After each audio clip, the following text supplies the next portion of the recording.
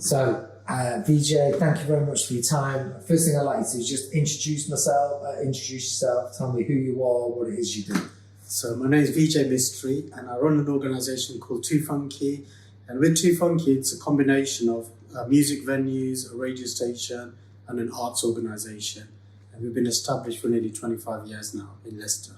Okay, and have you had all of those things running around the same time? Or? No, that's what we currently run, but originally we started as a record store in the city centre, and over the years we've done all kinds of events from comedy, dance, music, we've done documentaries, exhibitions, just lots of different stuff, but mainly around black music and arts, but currently those are the projects we're working on. So your business, and obviously we're going to talk about kind of project management and come on a bit more to that, but your business is a bit of a marriage between some commercial strands and then some NGO, not-for-profit strands. How does that work in practice? So our arts organisation we set up as a not-for-profit social enterprise, and through that we run the community radio station as well. And alongside that we run 3 music venues which were set up just as commercial venues, but both businesses run alongside each other because a lot of our projects are delivered at the venues. So we kind of, Too Funky Arts is in residence at Too Funky Complex, which is the venue. So they do work alongside each other, they complement each other's work, but they are run as separate businesses. And it just works, the model works really well for us. And how did you get started? Obviously you said with the record shop, or what? So you started off a record shop, and then what was the kind of thing from there that kind of made you think that you wanted to go into more of an arts organisation? Not for profit. Why was that? Yeah, I think for us, when we had the record store, we used to have a lot of young people coming into the shop, and they wanted to be DJs, they wanted to be MCs, singers. So we started doing a few workshops and stuff in-house. And then as that kind of built, suddenly youth clubs and schools were contacting us because they'd heard about these kind of workshops with young people. So then we started delivering them at youth clubs and schools and kind of other youth kind of organisations. And then from that, we were just kind of building on that, and it just felt the time was right where we had lots of ideas for doing lots of young people projects and to kind of raise funding so we could put on our own projects. And that's when we kind of, I think 2007, we set up our own Too Funky Arts organisation, because then we had a bit more kind of free reign to put on what kind of projects the young people wanted, where they wanted it, and we could expand the kind of services we provided as well. So we started fundraising from 2007, and then, from there we've done festivals and all sorts of projects, but raising funds. And having a commercial business running alongside a not-for-profit business, does that ever create conflict between the two businesses, or does it create more opportunities? Just loads more opportunities, because before we had the venues, we used to deliver a lot of our projects all across the city. We'd go to theatres, school halls, community centres, youth clubs, and we'd be doing such a range of, we were doing comedy events, dance events, not club nights, live music, open mics. And it just made sense for us if we had our own venue, we could just bring everything together in one kind of space. And I think for Leicester, it never really had a kind of that black music and arts kind of space, just kind of, dedicated to that. So that was always our kind of vision. And then when this venue became available, which is actually belonged to some friends of mine anyway, so I got a good deal from them anyway. So we took over that in 2015. And but no, it works really well for us because now everything, or 90% of our work, is housed at the venue. And I think it just builds our brand, the strength of our name, Too Funky, which people in Leicester know now anyway. The venue is called Too Funky Complex, Too Funky Arts, Radio Too Funky. So I think with branding and stuff as well, it kind of brings everything together. So it just works really well for us. And with the service users, so the people that might come to the venue or go to a workshop, or someone you might work with in a school or in different settings you work, do you think they see any difference between the different parts of the brand, or as a service user, is it all the same kind of offer? I think, although they're all set up separately, I think because of the kind of work they do, it's all similar work. So it does kind of blend into one, which is kind of good, because as a brand, people just know when you talk about Too Funky, they just know what we do across all the different kind of businesses we do.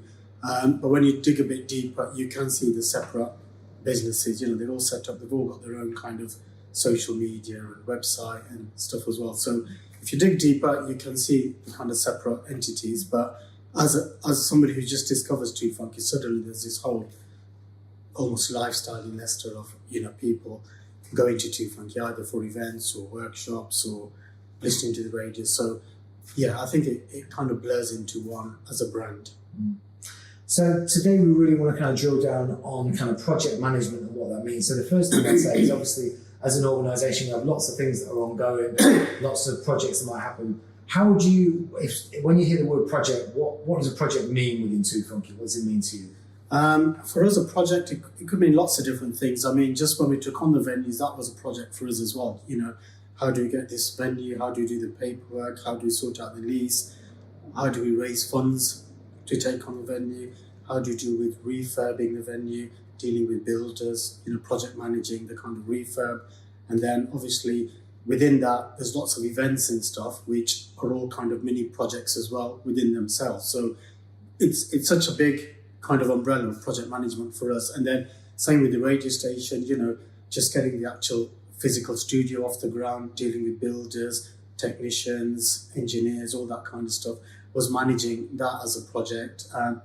We run an annual festival. So again, it's a 3-day festival. So it's kind of a 3-4 month kind of project planning for the festival as well. And then there's lots of individual events. So project management to us, we're doing it all the time across so many different things. So obviously if we dig deeper into specific projects, then we can talk about specifically, but for me, project management is juggling, like you say, so many different things every day, all the time, and then planning ahead as well. So when we're planning things, we're not just planning next month, next week, it's next 2 years, next 3 years as well. So having those bigger plans and then start to break it down as you're about to start a project. But then there's, like I said, there's lots of different tiers within a project across your kind of team. And where you are now as an organisation, do those projects, is it important that they work in sync with each other, or is it kind of like we've got this going over here, this going over here? Is there a kind of a bigger strategy about how the different projects work together? I think it doesn't matter too much as long as you have the capacity to deliver them, because there's no point having 3 big events on at the same time when you're using the same kind of team to deliver some of those. So sometimes it is about the bigger the event, or if we're doing a big festival, obviously there'll be nothing around that time we'll be doing. It'll be, you know, once that's over, or maybe 2 months before that. So if it's a big project, then you'd have your whole team working on it together, so everybody's kind of focused on it. But if they're little workshop projects and smaller projects, you might have 3 or 4 things happening at the same time. So I think it's about just being sensible and kind of looking at your team's capacity, your budgets, your finance, and your own personal as well, kind of time management as well. So it really varies on project to project. But like I said, the bigger the project, the less you'd have on at the same time. So like I say, if we're doing our festival, you know, it'd be all hands on deck for probably 2 months or 3 months. So it's more about capacity of the organisation and making sure you can actually deliver on what you set out to. Because the last thing you want to do is really be stretched and then everything kind of fails, or you haven't done it to the best of its ability. So I think it's definitely having the right team in place that's got the time to commit to each project. Obviously there's other things like budgets as well. You're going to have a budget for each project and you've got to stick to that. We always have a contingency in each project as well, because budgets, as you know, can always go up and down as well. So just explain how the contingency works. Like we would normally have, if we had a £10,000 project, for instance, we'd probably budget 5% as a contingency. So maybe 500 quid. If it was, I don't know, 100,000, we'd probably have £5,000 contingency. Because with some of your costs, even before you start the project, you might have a certain fees, £2,000, but when it comes to it, which is maybe 600, that could have gone up a little bit. Or you've always got unforeseen kind of issues that arise. You know, something breaks or somebody's not able to deliver a project, so you've had to bring somebody else in who's a bit more expensive.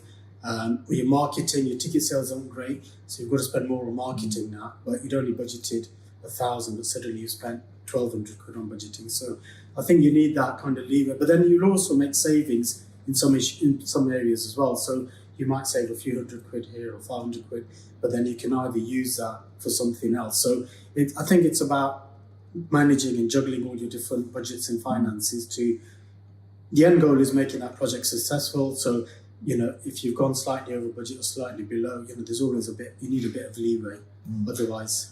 And a lot of the time with projects, you know, the projects are funded by, you know, different trusts or funders or organisations. If your budget then ends up moving because the project pans out in a slightly different way, like you say, some costs might go up and down. Does that create a problem for people? No, I think if it's something minor, I think the funders are fine with it if you juggle a little bit of money here and there. But if it's a major change, we always contact the funder straight away and say, look, we've come across this obstacle or this issue, and we're going to have to change this to such and such. And to be honest, every time we have asked the funders, they've always kind of agreed. I think they like to be informed, and as long as it's not a drastic change to the actual end product of your project, they do understand that things do change and things go wrong, and you do have to kind of steer your project maybe a little bit to the left or right. But I think the end product is what the funders are looking for. You have delivered what you said you would, although that journey kind of changed on the way a little bit. So, yeah. So going back to the beginning, when you're thinking about a project, and especially when you were a small organisation, when you were starting out, what's the starting point? Is it the idea first? Is it finding a way of funding that first? Is it where do you start with the project? How does it come into life? I think there's two ways. We always have a list of kind of ideas and project ideas between our team or what young people want. So we've always got that. It's almost on a shelf, like your ideas. And then suddenly you come across the right kind of fund for that project. Then obviously you marry them up. You think, right, you look at all the guidance on there and think that's perfect for our project. You probably have a conversation with the funder as well, just to run it past them. And once you've had the green light, then you would start writing the funding application. But sometimes you may come across a fund and you think, actually, that's really suitable for something that we'd love to do. And then you'd look at that fund, go back to your team or your young people, discuss the funding, what it's for, and see if everybody thinks it's a good idea for the company to put a project around that fund. But most of the time it is the other way around, where we've got kind of ideas and visions or just the demands from the young people, and then finding the right fund for it. But it can work either way. But what you don't want to be doing is just see a fund and think, let's just make something up that'll fit just for the sake of it. It's got to be something that you feel strongly about, the team feels strongly about, and it's something that's in demand or is definitely needed, not just something that sounds like fun. So it's about having the ideas, having the things that are important to the organisation, and then finding the funding that fits with that, as opposed to the other way around. Yeah. Because otherwise you're just making up random project ideas just because you want to do it, but there's no demand for it, there's no need, and then you put a project together and there's nobody interested in it. Whereas we do a lot of surveys and research all the time with our young people to see what their kind of needs and demands are. And then you always know when you put on that project, there's already a demand because you've done your research and your surveys. So I think that's the best way to do it, because then it's less likely to fail as well. And when you first starting a project, not when you're starting the project, but you've got your idea for the project, you've maybe found a fund that you think might be able to fund it. What are the key ingredients when you're looking at kind of developing that project and managing the project? What's the key ingredients you'd need? I think, again, the projects vary so much, so it could be where it's going to be, where the project's being delivered, which team is going to be delivering it, whether that's part of your staffing team, whether it's freelancers, whether it's people you're subcontracting to deliver the project, the costings of the project, the budgets, so looking at all the different areas from obviously staffing, project management, marketing. You've got to do evaluations for most of these projects. Like I say, you always need some kind of contingency. I think 5% is what we normally work on. I mean, all the organisations may vary in contingency.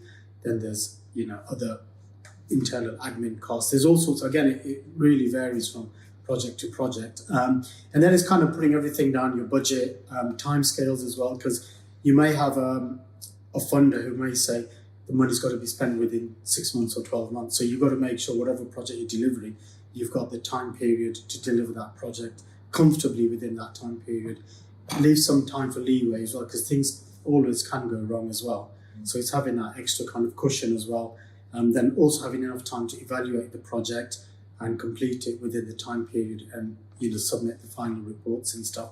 But it's really hard to, unless you're talking about a specific project, it's really hard to generalize, because like I said, it could be a half-day project to deliver a masterclass, it could be a week festival, or it could be a 2-year artist development project. So it really varies from project to project. But they're the kind of key things I would say you need to look at Are there common stages within a project? And we talked about the idea, and then possibly from the idea, you're looking at how the idea is funded. But are there other kind of key stages around, the delivery or wrapping things up, or that kind of go across all projects? Or you have obviously. If we were applying for a fund for a project, we'd within the team discuss the idea. Somebody would write the application. We'd obviously, once it's signed off, we'd submit it. We'd receive the answer. Hopefully, it's successful. Then from there you'd kind of start planning almost a timeline of, like I said, depending if it's a 3-month project or a 2-year project, we'd have a timeline of, deadlines, who's delivering what. So it could be notifying partners, notifying contracting your freelancers, artists, when the marketing's going to start, if there's any deadlines for people to apply for stuff, when the actual project's being delivered, any kind of, we'll do feedback forms throughout the project as well. Maybe do one at the beginning with participants, halfway through, at the end. But it's whoever's in your team, it's what their responsibility is. Somebody could be project managing, somebody could be doing the marketing, somebody could be doing the evaluation report. So, I normally oversee all the projects anyway, so I'll liaise with everybody on a project, but I won't be hands-on on a lot of the projects because I'll be, we could have 5-10 projects on at the same time. So, but I always oversee everything, so the ultimate responsibility is always on myself. But then normally, we just have a timeline with all the different dates, tasks, what needs to be done, and who's responsible. And then we'd also, within our team, we'd have meetings, whether it's monthly or weekly, depending on how fast the project is moving. So everybody kind of stays online. And we also do some kind of online project management tool as well, where we can all see who's responsible, who's doing what, and if everybody's kind of sticking to the deadline. So when you have your meetings, people can visibly see straight away where we are at with each individual project. But like I said, it is quite hard to generalize because there's so many different types of projects. So when we talk about project management, there's not a one kind of way of doing everything. You have to look at each project individually and work out a timeline and plan. And what about the end of a project? So you sort of talked about your idea, drawing down, writing the bid, getting the funding, and then how you're managing that through the different stages. Yeah. But what happens at the end of the project? At the end of it, normally, once the project's finished, we always try and do a lot of feedback forms with whoever's involved, whether it's the audience that's come to watch, if it's artists that have been involved, any of your workshop tutors, or anybody who's involved in that project. We always try and get feedback forms filled out so we can get real good feedback. It's really good because sometimes you get lots of positive feedback anyway, but it's the negative stuff that you really want to look at, where you can improve what didn't go as well as it should have done, what changes you can make for the future. So I think that you only learn from when people actually give you the negative things, because all the positive, 90% normally you'll find, even if people have got something negative, they won't say it. So they'll say, yeah, it was great, it was amazing, it was terrific. But then it's the negative things that you really want to dig out for, and they're the things that will really help shape your future projects. But normally, whoever's evaluating the project will get all this information, and then depending again on the size of the fund, the evaluation report will be either as brief or as in-depth as it goes with the size of the project. So once a full evaluation is done, then that will be submitted, and hopefully the funders are happy with that, and then it will get signed off. And the evaluation report, how much of that is about obviously most funders will want some form of evaluation to see how the project went, but how much of that is used internally? Is the evaluation and the feedback that you get, does that help shape? Yeah, no, definitely. Obviously the whole team would get a copy of that anyway, so they get a good feel of how that project went. But in particular, if we do a festival every year, we always look at the previous year's feedback before we plan the next year, because we look at all the things that were positive. So we know these things really work, so we need to continue doing those. And then it's all the negative, not even negative, it could just be constructive criticism, just people say, you could improve it by doing X, Y, and Z. So we always look to develop and improve whatever we've done by taking on kind of previous feedbacks and stuff. But yeah, the whole team would be required to read the whole full report, and would use that to plan the next project.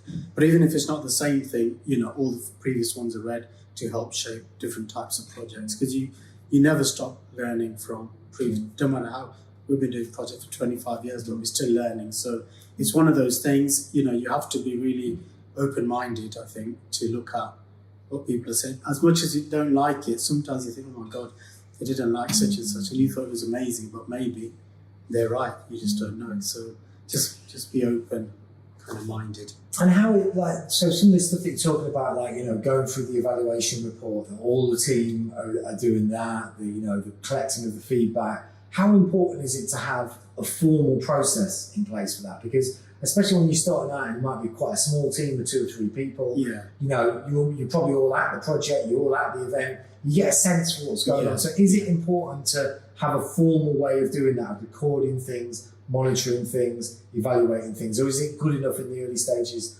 Is it important to do it in a formal way, or can you just kind of go, well, we kind of got a feel for how that went anyway? So no, I think it's good to do, because even if you're there part of the festival, you're not going to see every little thing that happens, and you're not been to every single event. So there's lots of areas where you have, different staff might have been to different days. So I think getting that feedback is really good, because it's an outside eye. Because when you're so involved in the project yourself, everything's rosy and you love it and everything's great and everyone's having a great time. But anything that's negative that's happening within that, you're not going to sometimes see it.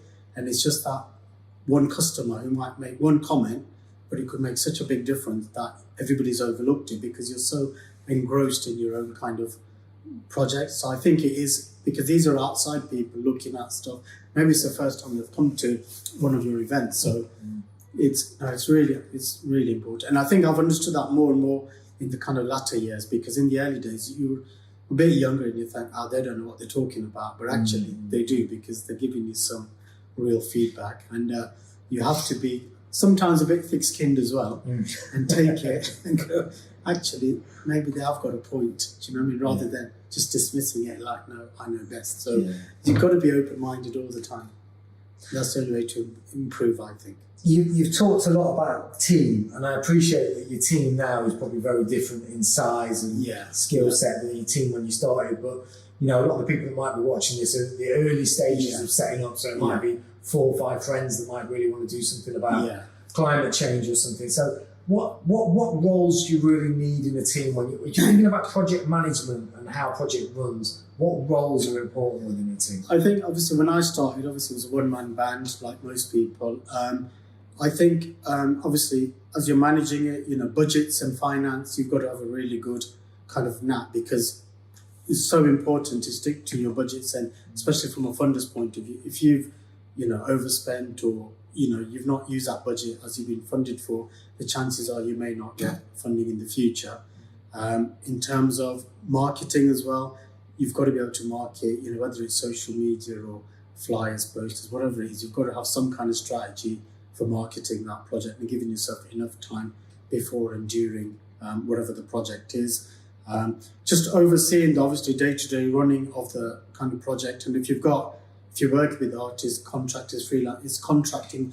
Try and contract everybody as well, because in the early days it was all word of mouth and shaking of hands, but sometimes it comes back to bite you back. So I think contracts is really important. It doesn't matter how small or short, even if it's just an email saying, as agreed, this is the fee and this is what you're going to deliver. Just have stuff in writing, because that's really, really important, because people just forget how much was it. And this is with your team, not just with the artists and stuff. Yeah. This is everybody that you work with.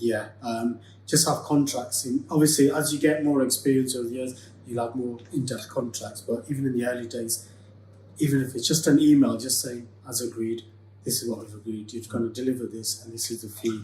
And when you've got a smaller team, can there be a lot of blur about, we're all going to do a bit of marketing, or we're all going to do a bit of running the event, or is it better to have real clear roles? Yeah, I have clear roles. Even if my marketing manager's in charge of marketing, then even if she feeds some of that work to somebody else, she's got the ultimate responsibility. So when you come to the end of it and you go, the marketing was great, so everybody can't go, it wasn't me, it was this person was responsible. Do you know what I mean? So I think everybody has to know exactly, same with the timeline, who's responsible, what's their deadlines, and what the role is. So it's got to be really clear cut, because otherwise you'll just come to the end of the project, it's all gone, pear-shaped, and everybody's shrugging their shoulders at, because there's nothing to say who's responsible for which area. So and I think if you can get all that into practice in the early days, then it's better as you build, rather than not doing it. Then it's suddenly quite a big scale, and you haven't got all these systems in place. I think systems is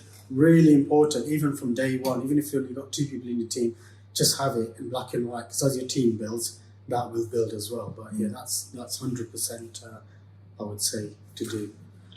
And when you've got a project, like you said, you've come up with this initial idea that you and the team and something that you really want to achieve, you found some funding, hopefully you've got that funding. When the project's running, from a project management point of view, how much is it the focus as the project is running about keeping an eye on the budget and making sure you're working to the budget, or how much is it about focusing on the aims of the project of what it is you were trying to achieve? Where should the priority be? It's got to be all of it, because if your budget's gone all over the place, then it's going to fail. And if you haven't kept an eye on the actual project and you're too focused on your budget, then do you know what I mean? So I think it's all the areas, like I say, whether it's budget, the marketing, the day-to-day managing, obviously checking on all your team, making sure everybody's delivering their roles. That, you know, if you had a pie chart, I'd say it's all equal, because if one of them fails, it could crash the whole project. So that's why for me, my role is always to oversee projects. So I need to check, are the budget's fine, marketing is fine, that's not doing great, so let me put more emphasis over there. And whatever it is, so, you know, at the end of the day, if a project fails, it's on my shoulders. And if there's 5 people underneath me, I need to know where it's gone wrong. But I don't wait till it's gone wrong. As I see it's actually, we're struggling in this area, I'll jump in straight away and make sure, right. But then it's working with that team member, you know, making sure you've not overloaded them, they've got enough time to do that role. So if it's marketing, do they need extra support? And if they do, I can jump in to help, or somebody else can jump in to help. So it's not just leaving it till the end of the project and then kind of bringing it up. You've got to stay on top of it. And I check stuff on a very regular basis, almost you know, daily, weekly, whatever it is, just to make sure. But I always leave my door open. So say to the staff, you know, if there's any problems, any concerns, you need to let me know straight away, not let it build up and hide it under the carpet and then it's too late to do something. And is there a balance between the way you manage the staff who are involved in a project, so they don't, and I'm especially thinking about people that might have teams where there isn't one person in charge, there might be, you know, someone might be leading on the project with people that are on a, you know, equal team members, of kind of managing them so that they don't feel kind of like undervalued or they're being micromanaged. I definitely don't micromanage, but like my project manager, some of the smaller projects, I'll say to her, right, this is a project, you get on with it. And then she'll deal with the team below her, but I'll just liaise with her only, not with the team underneath her. So it depends on, again, how big the project is. If it's a weekly, 12-week radio training project, I don't need to get involved in the marketing and the evaluation. I'll see the end product, but I'll just liaise with our project manager. So, which I'm trying to do more of now as well. So trying to push more kind of, as my project manager's kind of getting more experience and growing, I'm giving her more bigger projects. So eventually, you know, she could run a huge festival and I won't need to deal with everybody and she'll be able to deal with it herself. So I think that as they get experience, they kind of move up the ladder, and then you have more trust in them as well. So you can let them, you know, get on with it more as well. So again, but early days, I would always monitor staff all the time till kind of their experience, plus you've got the confidence to actually, you've done 2 or 3 projects, I'm really confident now, they can just get on with it. So, but if you give them too much responsibility, don't check them in the early days, then it's not fair on them either, because they're not experienced enough. So they need the support from day one as well. So it's a balance, so like I said, we don't micromanage, but at the same time, we make sure we're not ignoring them and leaving them too long, because then they'll say, we didn't get any support from you. So going back in time to when, you know, Too Funky was a lot smaller, is there a project that you can think of where things went wrong because of the project management? You know, something that, looking back, you kind of like, we barely made it through that one, or I'm sure there's been a few over the years, but is there any one where you kind of, you felt the way it was managed, you know, taught you a big lesson about how to do things differently? I think one of the biggest events we nearly did, which didn't happen in the end. So we used to do a lot of big dance events in Leicester. So we used to do Leicester's Best Dance Crew, which used to sell out every year, 800 people. We used to get all the dance crews from Leicester, and we did that for 2-3 years. And then we built it up to Midlands Best Dance Crew. So we used to get all the best dance crews from the Midlands, come to Leicester, and again, we'd sell out 800 people every time. So we've done this for 5 or 6 years. Then we thought, let's take you to the next level. So we did the UK's best dance crew. So we chose a massive venue, 2,000 capacity venue, promoted it nationally. We thought it was going to cost about, I don't know, £13,000-14,000 to put on this event. And we thought this is going to be amazing. There's £2,500 cash prize. We contacted all the best dance groups in the country. Everybody was buzzing. It was going to be a great event.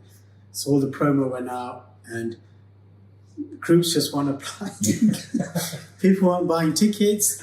And as it got closer and closer, we were going full out on marketing, contacting, pushing people. And it got to maybe a month or so before the event, 6 weeks, 4 weeks. And the tickets, we hadn't even sold 200 tickets. And it was like, do we carry on and take the risk and risk losing £10,000-15,000 and kind of ruining the name if it's a complete kind of flop. And we spent a good 6 months working on this. So we spent, never mind the time we'd spent on it as well. And as it got closer, it must have been a month or so, I just had to cancel it because we just couldn't take the risk. And we couldn't understand why, because we'd done this Leicester's Best Dance Crew where 800 people selling out every year. Midlands Best Dance Crew every year, selling out. So UK's Best Dance Crew, the cash prize was, much bigger. All the biggest dance crews in the country we'd contacted, and people just... And from a management point of view, looking back on that, what did you learn? I think some things work on a local level, like Leicester's and Midlands, it was within reach, it was local, and it was a big kind of dance thing for the area. But when you take it to a UK level, I think there's so many bigger things happening nationally. And I think big dance groups nationally, they've never heard of this competition. They didn't know anything about it. It's the first year, so it's hard. There's no kind of reputation for it or anything. So people just didn't jump on it, although the cash prize was bigger than a lot of other national competitions. Do you know what I mean? So, but I think not having that kind of reputation, people just didn't jump on it, and audiences for some reason, which I still don't know to this day, to pay to go and see Leicester's local dance or the UK's best, nobody wanted to. It's like nobody was buying tickets, and we just couldn't understand it to this day. So that was the last time. Well, we never did that again. But so sometimes it's about working it. I suppose the learning was it's working within the markets and stuff you can actually reach out and touch. And you suddenly think, if we multiply everything, bigger region, bigger cash price, better dance crews, bigger audiences, it's a dead set. It's bound to work, and it just crashed. So the flip side of that is, can you give me an example of a project that you've done? And again, thinking from a management, so it might not have been the biggest project you've ever done, but one way kind of the way you managed it made it really successful, or the way the Too Funky managed it made it successful. I mean, a recent project we just did, which I'm really kind of proud of, is because we've never really done anything outside of the city. We've done most of our work within the city, and we just did a tour around Black History Month, like a 4-city date tour, and we never really toured or done anything outside the city, hardly in 25 years. So we put on this tour, 12 artists from across the Midlands, 4 dates across 4 cities across the Midlands, which is Birmingham, Derby, Nottingham and Leicester. So we commissioned 12 artists to create an 8 to 10 minute performance, and it was open. It could be poetry, dance, rap, singing. So we chose 12 people. We toured around these 4 cities, and I think the response we got from the artists, from the audiences, everybody involved in the project, it was like the most kind of, everybody was just buzzing so much from the experience. And the feedback we had was like the best feedback we've had on any project from people who are directly involved in the project. And that's made us, want to do this every year, like an annual tour, and build on it.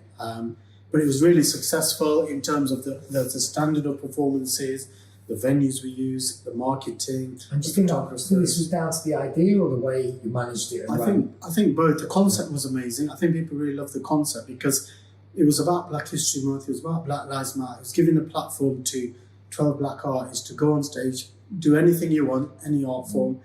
It's your message, whatever you want to portray. And then, we had a great host, we had a great DJ. I went on tour with my project manager as well.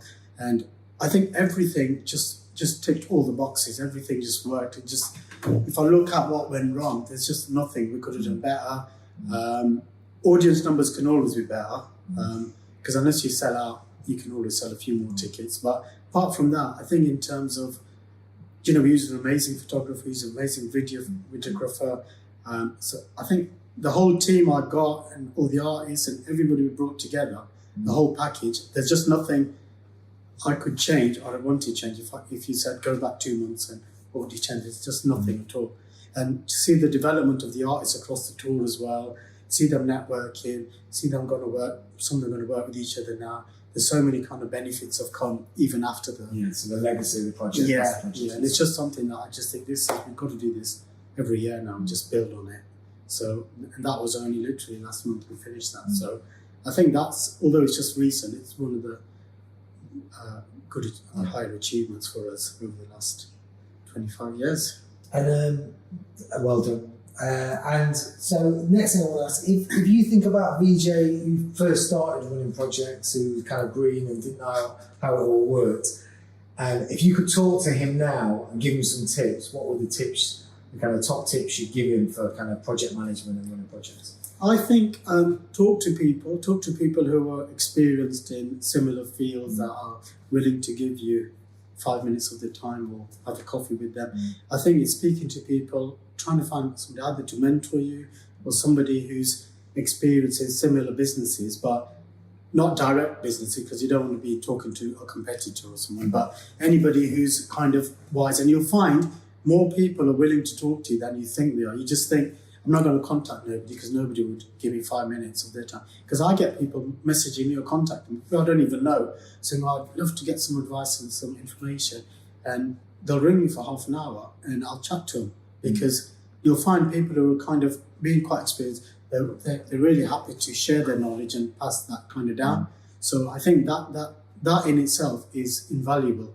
Getting that advice from people who've been there, who've done that. Just networking with these kinds of people, because I think they can open so many doors and so much advice. But I think if you can find a mentor that would, who's experienced in what you're trying to move into, that would definitely be something I would recommend. Okay. Anything else?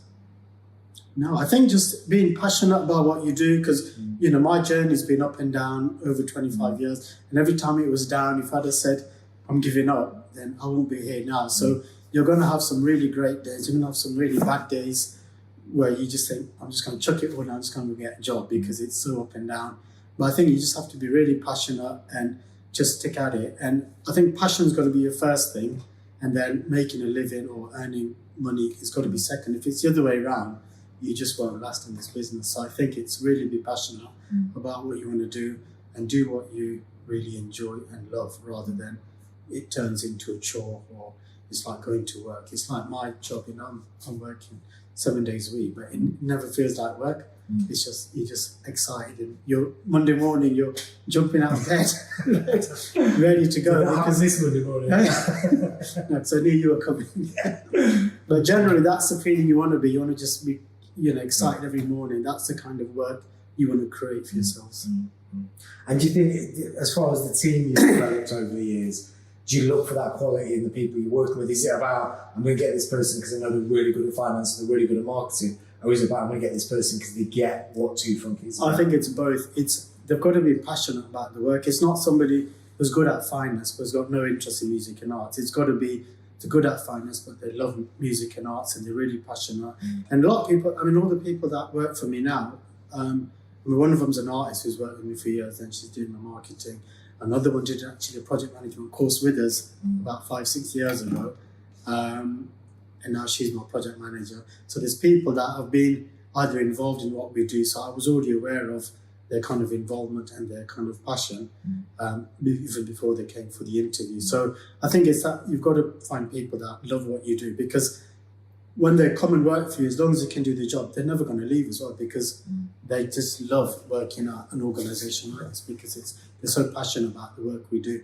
And then you're going to get more from them as well when you're having meetings and ideas. They're full of ideas and suggestions because they're quite creative in their own kind of minds as well. So you get some really good ideas and suggestions from your team. Because the last thing you want is a team that has got no interest or passion in the work, but they're great at their job. Because the minute they're more passionate, I think that's the way, definitely. So last question, what's next for Too Funky? You know, you've had 25 years doing stuff, and I don't just mean like what's the next project, but like, you know, you've run lots of projects, you've got the radio station, venues, lots of community projects. Where do you see Too Funky's role over the next 5 or 10 years? It's really difficult because although we have a business plan, it's almost like I look at opportunities. So sometimes it's not about what we're thinking or planning. It's like I'm looking all the time for opportunities and what's out there and trying to look at what trends are out there. And I think it's just when an opportunity arises, and I think actually that fits in with what we do, our model. But I would say, you know, obviously we're building the festival every week. It's going to be our 10th year as a festival next year. The arts is growing. We're going to apply for NPO status with the Arts Council next year. So there's things growing there. But I would say I couldn't really say in 5 years or 10 years, this is what we'll be doing. I just know we'll have grown and be bigger. Everything we do will have some kind of music and arts connection to it. But it's just what opportunities come in my way as well. So that's another thing. Always look out all the time for opportunities, what's out there. Because it's not just about what you want to do and finding it. It's, oh, suddenly I never thought about that actually. That's a really good idea. Let me research that a bit more, and then suddenly, do you know what I mean? So it's like the radio station. We set it up 9 years ago as an internet station, just thinking one day if an FM station does become available, we'll go for it. And luckily one did become available. So it was just planning ahead as well about different ideas and stuff, but you just never know. Watch this space. Watch this space, check the website. VJ, thank you very much for your time. Thank you. It's been really useful. Cheers.